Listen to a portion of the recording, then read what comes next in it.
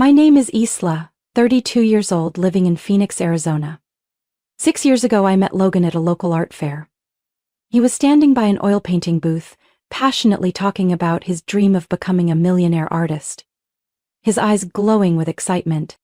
At the time, I was working as an HR manager for a pharmaceutical company, earning a stable income, living a life as tidy as a well-organized drawer. But I fell for Logan's free-spirited charm.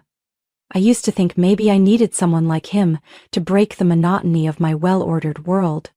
We moved in together after less than 8 months of dating. The house I was still paying off, a legacy from my grandfather, became our shared home.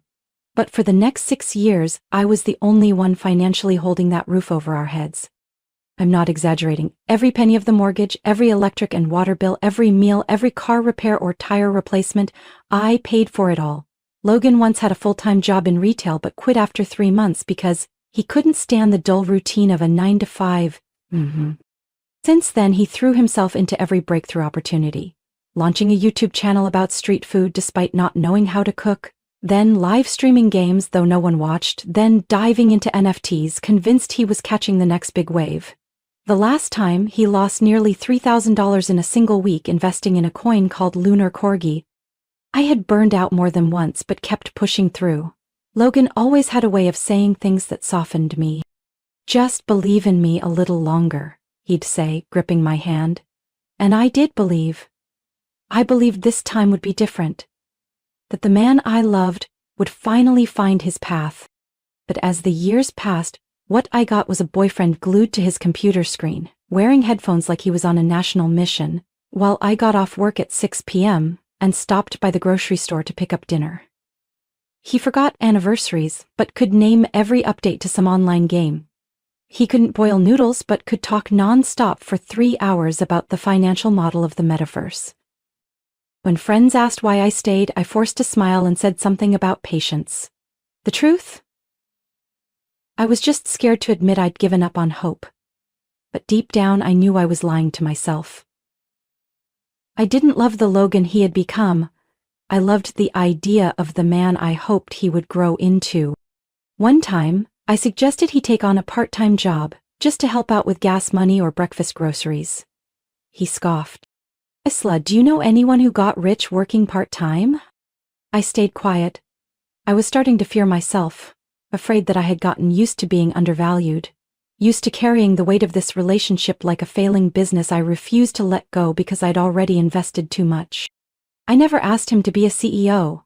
I just wanted a partner, not a grown child clinging to the title of undiscovered artist. But Logan believed he was doing the more important work, laying the foundation for the future. And the one paying for every brick in that foundation, and watching it never grow a single floor, was me. Everything began to shift on a Monday afternoon. I had just finished a 10-hour hospital shift when Logan texted, "Come home early, I want to have a serious talk." The message was short, without a single emoji, which was strange coming from a man who used to say goodnight with 8 heart icons. When I walked in, he was already sitting at the dining table, hair neatly combed, wearing the blue shirt I'd bought him for his birthday 3 years ago. He stared at the wood grain instead, his fingers tracing invisible lines. "We need to stop," he said, his voice eerily calm. I laughed, not because it was funny, but because my brain refused to take the words seriously. "You're kidding, right? Stop what? Did you just land a $1 million deal and forget to tell me?" Logan didn't laugh. His eyes were so serious it chilled me. "You're not really contributing to this relationship anymore, Isla. You come home tired, leave your stuff everywhere, let dishes pile up, this house is always a mess, and I feel like I have to carry all the emotional load." I froze. The man who had never once taken out the trash was telling me he carried the emotional weight? The man I used to serve meals next to his computer while he was designing a personal brand logo was scolding me for not maintaining our living space? I steadied myself before taking the seat across from him. "Are you serious right now?" "I'm serious," Logan said, his tone sharp. "I need space to grow, to rediscover myself. You make me feel limited." I gave a tight smile. "How? By paying every bill so you could spend 6 years finding yourself?" But the story didn't end there. In the days that followed, Logan started acting like the house belonged to him. He told me, very casually, that maybe I could move in with my mom for a while, so we both have space.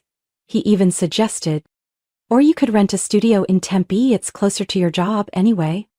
I let the silence stretch, curious how far he'd run with his fantasy. 3 days later, I saw him tape a living room redesign plan to the fridge. He said he wanted to open up the space for TikTok videos. I looked at his scribbled blueprint, his so-called concept sketch. I didn't say a word. The next day, I overheard him on the phone booking an appointment with a dog trainer. When I asked, he smiled. I'm thinking of adopting a husky. Now that no one's stopping me, I can take care of it properly. The tipping point came Friday night. I walked into the old study where I kept my reading desk and saw it had been cleared out. Every bookshelf, the printer, even the photo of my grandparents had vanished. In their place, a gaming desk, blue LED lights, and a sign reading, Logan's Studio, New Era. What did you do with my stuff? I asked quietly. I stored it. That room is my creative office now. You can use the bedroom to work if you want, I don't mind. There was nothing left to say. I turned and walked out, leaving the memories of my family behind, buried under his latest obsession. That night I lay in bed staring at the ceiling. I felt something inside me snap. Like when you finally realize you've been holding onto a rope for too long and all that's left in your hand is illusion. Logan thought I would pack up and leave, thought he had reclaimed his space, but he forgot one crucial fact. That house was never his. I started putting my plan together. Not a word of protest, not a sigh of frustration. I gave him nothing to react to. Instead, I poured him coffee every morning, still bought the toothpaste he liked, still pretended to smile when he went on and on about his latest personal branding strategy. It wasn't forgiveness, it was observation. Logan seemed more confident than ever. He ordered sushi delivery using my account, sat in the middle of the living room like he was live streaming to millions. He even emailed some old classmates inviting them to check out the new space, by which he meant my house. I didn't bring up the fact that I was still paying the monthly mortgage. I didn't react when he posted a story on Instagram that said, "New apartment, new journey." Yes, he called it a new apartment, referring to the house I had lived in for nearly 10 years. I needed him to sink deeper into the illusion, and Logan was very good at that. On Saturday night, while Logan was adjusting lights for a test shoot, I quietly called a locksmith. The locksmith agreed to come early Monday morning. I texted back, the earlier, the better. That morning, I took half a day off work. Logan was still asleep on the couch. After staying up until 3 a.m. testing his new setup, I stepped outside to meet the locksmith and pointed at the old lock. "I'll replace everything." In less than an hour, the front door, back door, and garage all had new keys. I stood in the middle of the living room, in a house strangely silent, and felt something very close to peace. Around 10:30, Logan shuffled in wearing an oversized hoodie, holding a glass of water. "You're not going to work?" he asked. I slowly turned the teacup in my hand. I took the morning off. Had some things to do. He didn't think much of it, just turned away, still moving like someone who thought he had full control of the space. I waited until he was typing away in his so-called creative studio, then stood at the door and said it plainly. "I had all the locks changed this morning." He turned, frowning. "What?" "I changed all the locks. This house isn't yours, Logan. It's in my name. I'm the sole owner." He shot to his feet like he'd been electrocuted. "Wait, what are you talking about?" "I'm saying," I cut him off, each word clear, "you have until the end of the day to pack your things and leave. If you need a printed copy of the property deed, I can get it now." Logan froze. "You can't do this." "I can't?" I gave a soft smile. "Are you sure about that? We've lived together for 6 years. I helped build this life." "Yes. I've lived here for 6 years. And you've lived off my money the whole time. A life I built, paid for. Every dime. And now, you're about to move out of it." He stumbled backward, bumping into the table, eyes wide with panic. "Wait, Isla, we can talk. What are you doing? Are you really throwing me out on the street?" I folded my arms. "No one's throwing you out. I'm just reclaiming something that was never yours." He started to say something, then stopped. Those once passionate eyes were now filled with panic. He sank into a chair, head in his hands. No more excuses. Later that afternoon, he knocked on my door and asked, "Can you help me with a few things?" I replied with one sentence. "I think you're good at figuring things out on your own. You said you carried this household, didn't you?" By 8 p.m., Logan walked out with 3 bags. No goodbye. I sat in the living room, turned on the warm yellow light, and heard the wind brushing across the porch. I thought it would end when Logan walked out the door, carrying 3 bags and a bruised ego. 2 days later, I got a message from Sadie, a former coworker of Logan's I had met a few times at gatherings. The message was short. "What happened between you two? Logan's saying some pretty awful stuff." Before I could reply, Sadie sent a screenshot. It was a long Facebook post from Logan, written as if he were the victim of emotional betrayal. For 6 years, I sacrificed my personal life to support the woman I loved, only to be kicked out of the very home I helped build. She didn't just use my love. She used her financial power to erase me from everything. This isn't a breakup story. It's a story of betrayal. I laughed out loud. He was boldly spinning a narrative completely opposite from reality. Then on the 4th day after the breakup, I got a call from an unknown number. A soft female voice said, "Hi, I'm Elise. I wasn't sure if I should call, but I just found out some things about Logan and I think you should know." Turns out, Elise had met Logan at a creative networking event in downtown Phoenix, just weeks before he broke things off with me. Elise had no idea he lived with a girlfriend until she saw one of my social media posts. When she confronted him, Logan dodged the truth, telling her I was just an old friend who asked him to house sit while I was out of town. Elise's voice still trembled. "He said the house belonged to both of you, but that you were jealous and always tried to shut him down." I didn't blame Elise. She had been strung along by the same kind of lies I had tolerated for years.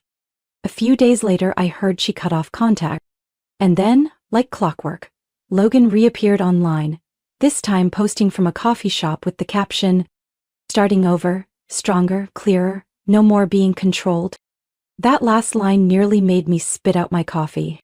But that wasn't the end.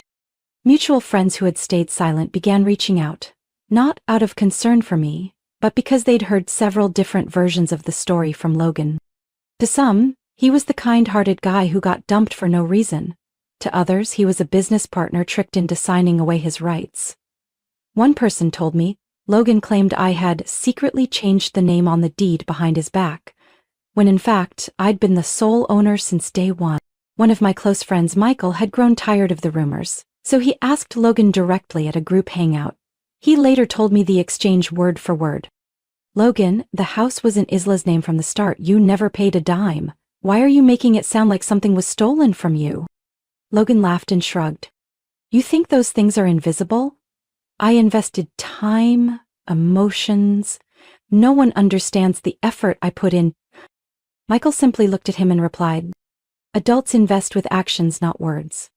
That night, I received messages from several old friends, people who had once believed Logan's vague explanations. They apologized for only hearing one side and said they hoped I was okay. I didn't reply to everyone, I just sent the same sentence back to all of them. The truth always exists, even when it's dressed in beautiful lies. The last I heard of Logan, he was crashing at a college friend's place in Mesa. A friend he used to call a mediocre conformist. And that so-called creative studio, I turned it into my morning yoga space, quiet, open, and free of delusional echoes in the walls.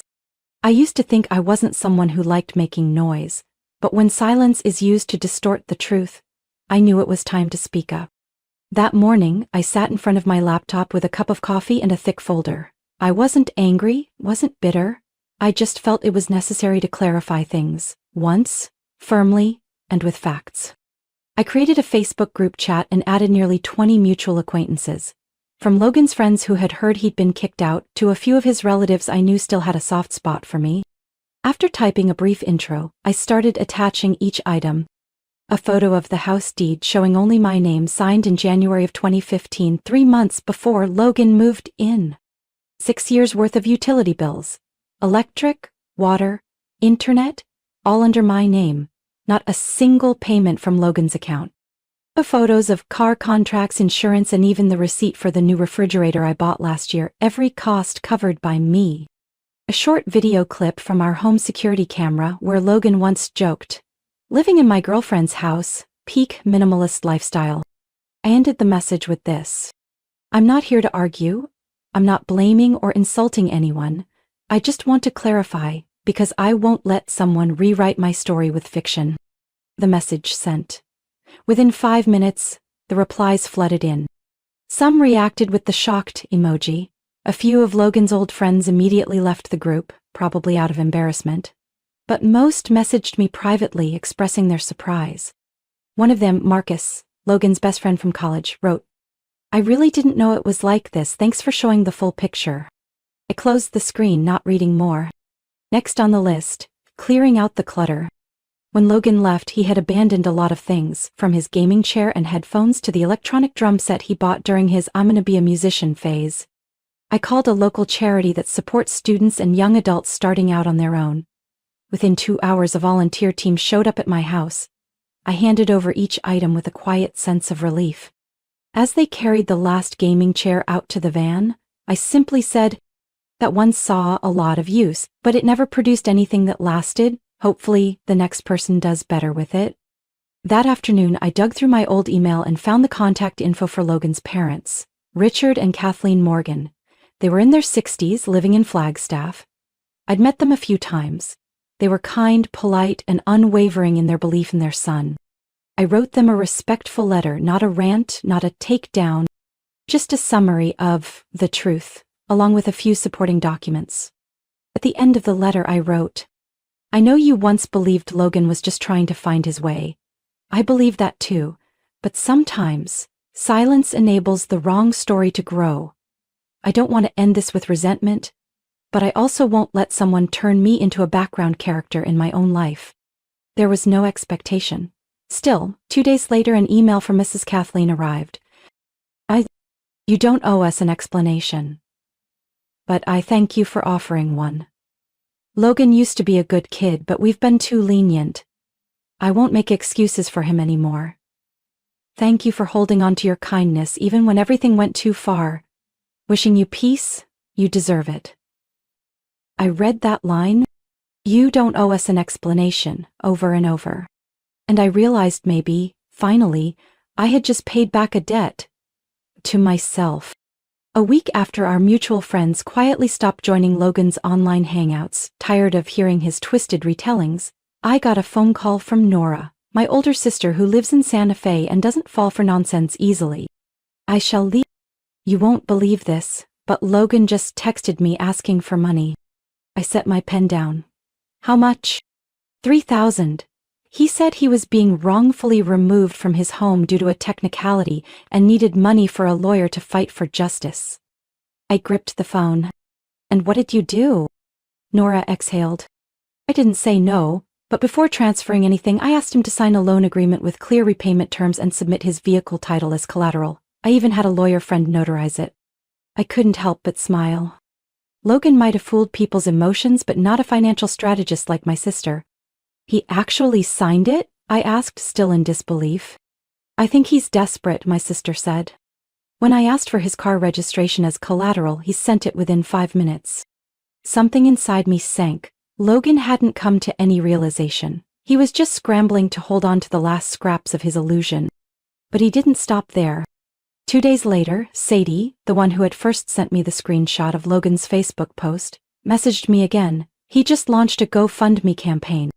I clicked the link and nearly couldn't believe my eyes. The page was titled, "Help Me Reclaim My Stolen Home." Below was a long description claiming that Logan had been stripped of his home by a girlfriend who secretly changed legal documents, that he had invested time, money, and love into building that home, and now had nothing left but an old car and a broken heart. The more I read, the colder I felt. Logan wasn't just embellishing, he was outright fabricating. He even used a photo of my house's front porch as the campaign's cover image. There were a few sympathetic comments, a handful of shares. The total donations, $780. The way Logan slipped into the victim role, effortless, convincing, sent a cold wave through me. I let things unfold on their own, holding back. Someone else, however, decided it was time to act. 2 days later, the GoFundMe was taken down. Reason: fraudulent activity reported by a family member. I had a good idea who it was. That morning, I received an email from Logan's mother, Kathleen. I'm sorry I didn't believe you sooner. When I saw the fundraising page, I was stunned. Logan has been sleeping in his car in front of our house all week, refusing to come inside. Every night he tells a different story to every relative who calls. Last night, I overheard him on the phone with his cousin, claiming you made him sign over the house while he was sick. I can't stay silent anymore. I reported the campaign, and I just told my husband, Logan is no longer allowed to camp in our yard. I read the email, feeling a mix of sorrow and relief. Some truths don't need to be shouted. Sometimes, people trip over their own lies. That evening I drove past Logan's parents' old neighborhood. Just like Kathleen had said, Logan's old SUV was parked quietly on the curb, back seats laid flat, folded blankets, a few cardboard boxes, and a small sign taped to the rear window. Temporarily, please don't knock.